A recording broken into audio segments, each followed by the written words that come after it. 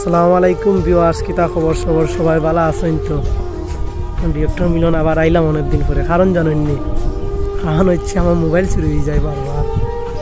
মানে এই দেশে মাতৃভূমিটা ত্যাগ করতে হবে, বিদেশ যেতে হবে। মানুষ বিদেশ কেন যায়? এই দুর্নীতি চুরির কারণে।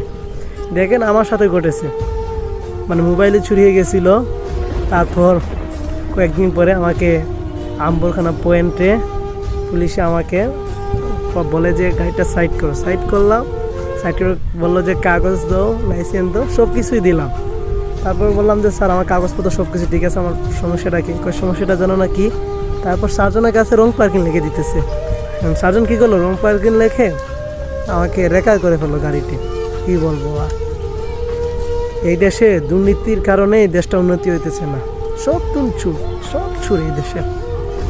দেখেন ঠিকও রিজু করা যায়, মিডিল ইস্টের যেরকম কষ্ট করে মানুষের রোদের মাঝে, আমাদের দেশে যদি এই কষ্টটা করে নিম্নে তার 60,000 40,000 টাকা রুজু করতে পারবে, এটা সিম্পল। 2,000 টাকা দৈনিক রুজু করলে মাসে কত 60,000 টাকা।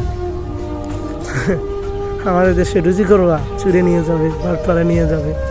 এটাই হচ্ছে এই দেশ। এই দেশ উন্নত হবে না, মানুষ বুকে বলতেছে না, উন্নত হয়ে যাবে। লাইফে নাই ভাই, লাইফে উন্নতি হইব না। পুলিশকে বললাম মাতৃভূমি কেন ত্যাগ করা হয়? এই বাটপার চুরের কারণেই। দেশে ঠিকই ইনকাম করা যায়, কিন্তু ইনকামটা থাকে না।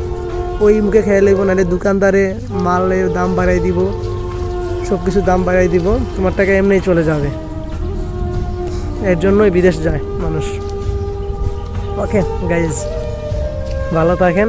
এখন মোবাইল কিনছি, অবশ্যই ভিডিও পাইবা, ভিডিও আসবে। ওকে, ভালো থাকেন।